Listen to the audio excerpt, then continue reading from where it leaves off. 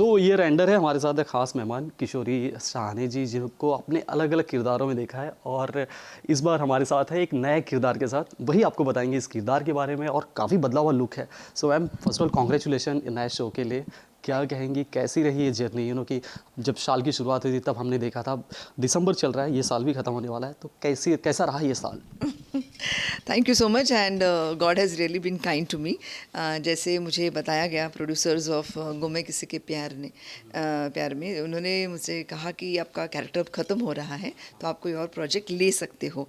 अब क्या होता है कि भवानी काकू गुमे किसी के प्यार में इतने सुपरहिट कैरेक्टर और सीरियल थी कि उसके बाद वापस कौन सा कैरेक्टर एक्सेप्ट करना है, ये बहुत टर्मोइल रहता है। तो 1-2 महीने तो काफ़ी सारी चीज़ें होती रही, क्या करे क्या नहीं करे।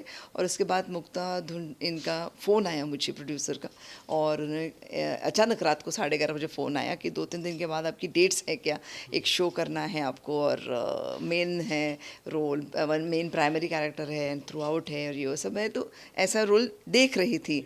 पहले तो कुछ दूर दूर के भी लोकेशन के शोज़ आ रहे थे, तो पहला तो ये होता है क्वेश्चन कि लोकेशन क्या है तो उन्होंने कहा मुंबई के अंदर ही साकी नाका में है। सो मैं वो सुन के पहले खुश हुई और फिर कैरेक्टर तो था ही अच्छा, तो मैंने कहा कि ज़रूर करेंगे। और एक्चुअली लकीली वो डेट्स भी मेरी फ्री थी। मैं भोर में किसी और मराठी फिल्म की शूट कर रही थी, तो वो डेट्स मेरी फ्री थी जो उनको चाहिए थी। So that's how I entered this show and it was a very last minute casting for me also, for them also, but I really love this team. बहुत अच्छी टीम है, बहुत अच्छा शो है। इट्स नॉट अ टिपिकल सास बहू toxic show नहीं है। It's like a very different natural happenings जो होती है लाइफ की, वो सारी चीज़ें इसमें हो रही है। सो एक कॉन्ट्रास्ट कैरेक्टर भी है ये बबीता आहूजा का, तो ये जो कैरेक्टर करने का भी एक मज़ा आ रहा है क्योंकि लुक भी अलग है।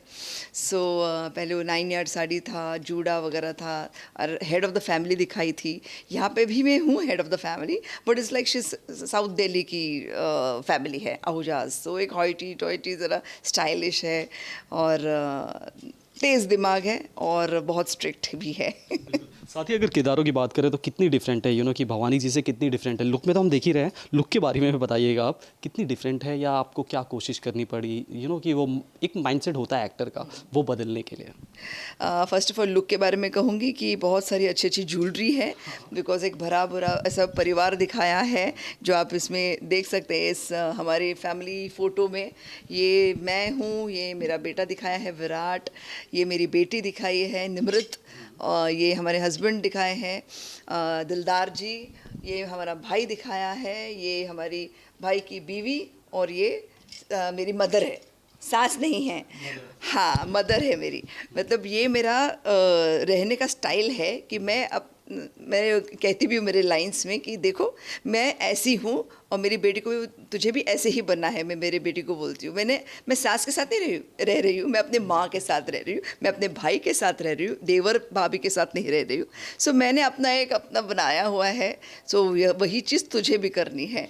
You have to follow everything like me, you have to become me, ऐसा करके उसको भी मैं सीख दे रही हूँ। तो ये एक अलग कैरेक्टर है कि भवानी काकू का कैरेक्टर कैसे था कि head of the family, conservative, बहुत ही मतलब ऐसे परिवार को संभाल के कुछ भी जो परिवार की इज्जत पे खतरा है तो शी डजंट वांट दैट।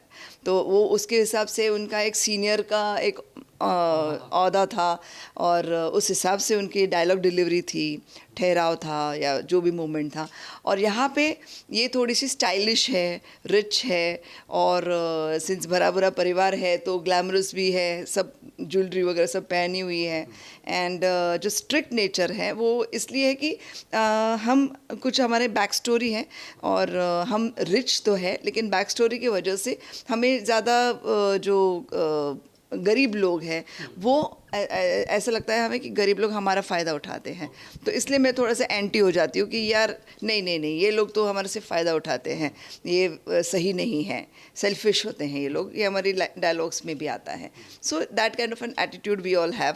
सो हम लोग बस है अपने मस्ती में है और हम नहीं चाहते हैं कि हमें कोई ताना मारे या कुछ करे। हम हमारी सोच से, जैसे बड़े लोगों की बड़ी बातें वैसी चीज़ें हैं। हालांकि दीवारों के अंदर क्या होता है वो अलग चीज़ होती है, लेकिन बड़े लोगों की बड़ी बातें होती है, वैसे मेरा कैरेक्टर है। अगर साल की शुरुआत की बात करें तो गुम है लोगों के दिलों में बसा हुआ, अभी भी बसा हुआ है। क्या कहेंगे वहाँ से लेकर अब दिसंबर ईयर एंड है, तो कैसे एनालाइज करेंगे इस पूरे साल को, कितना सेलिब्रेटिंग रहा है आपके लिए? मेरे लिए बहुत अच्छा रहा है ये साल, क्योंकि इसी साल मुझे 2 अवार्ड्स भी मिले थे। आईटीए का भी मिला था और टेलीचक्कर का भी मिला था, बेस्ट एक्टर अवार्ड्स मिले थे। एंड गुम है किसी के प्यार ने ही मुझे ये अवार्ड्स दिए थे भवानी काको कैरेक्टर के लिए। सो इसलिए मैं हमेशा बोलूँगी वो कैरेक्टर मेरे एकदम दिल के करीब है और मेरे लिए तो माइलस्टोन ऑफ माई लाइफ है। 3 साल वो चला है शो मेरे लिए, और अभी भी कभी कभी बीच बीच में मैं जाके अपनी झलक दे देती हूँ। सो थोड़ा थोड़ा शूटिंग उसका भी कभी कभी कर लेती हूँ मैं। सो ये मेरे लिए बहुत बड़ा सेलिब्रेशन है कि उस शो ने मुझे बहुत कुछ दिया। एंड ये जो अभी नया शो है इसको भी मैं बहुत होप्स से देख रही हूँ, क्योंकि इसका जॉनर अलग है, इसकी मेकिंग अलग है, स्टाइलिंग अलग है, सब चीज़ें अलग है। So I am very hopeful and looking forward for this another successful year of my life, कि ये कैसे मुझे तुम मिल गए ये शो भी उतना ही सुपर हिट हो। साथ ही आपके 2 जो प्यारे बच्चे हैं वो बिग बॉस में भी है, उन्हें किस तरह देख रही हैं, कितना फॉलो कर पा रही हैं और कितना प्यार उन्हें देखकर आपको आता है, क्योंकि वो कपल ही लोगों को बड़ा पसंद आ रहा है जैसे कि शो में। तो क्या कहेंगी उसके बारे में? ऐश्वर्या और नील तो बिल्कुल एकदम लव बर्ड्स है, और हमारे सेट पर ही उनकी मुलाकात हुई, वहीं से उनका रोका हुआ, प्यार हुआ, शादी हुई, सब मतलब हमने उसको ऐसे ब्लूम होते देखा हुआ है। और जो भी उन लोग की आपस की नोक झोंक होती है वो अपनी आपस की होती है। So I think whatever they are and God bless them, they are doing well. And show में मतलब जो भी है अभी वो बिग बॉस शो के हिसाब से अपने उस सिचुएशन में अंदर क्या क्या कर रहे हैं वो जो भी है उसके ऊपर तो मैं कुछ नहीं बोल पाऊँगी, because I am not in the house कि मैं कुछ बोलूँ उसके बारे में। But definitely my all blessings to them and my good wishes to them. बाकी बस ठीक है, बस अभी एक न्यू फैमिली जो मेरी लाइफ में आई है उनके साथ अभी मैं जुड़ना, उनके साथ रिलेशन बनाना मैंने शुरू कर दिया है। सो फाइनली क्या कहेंगे जो कि सालों से आपको इतना प्यार दे रहे हैं, जो दर्शक हैं अलग अलग किरदारों के थ्रू, उन्हें क्या कुछ मैसेज देना चाहेंगे? एक नई शुरुआत है, भले ही साल का एंड है लेकिन एक नई शुरुआत है। डेफिनेटली मुझे लगता है कि जो पिछले साल चले जाते हैं या ज़िंदगी चली जाती है वो एक हमारा एक्सपीरियंस होता है लाइफ का, और उसके ऊपर हम आगे कदम बढ़ाते हैं। बट अगर कुछ ऊंच नीच हुआ हो तो उसे भूल जाके एक नए साल को नए तरीके से देखिए और शुरुआत कीजिए। और yes, this 2024 will be great for everyone.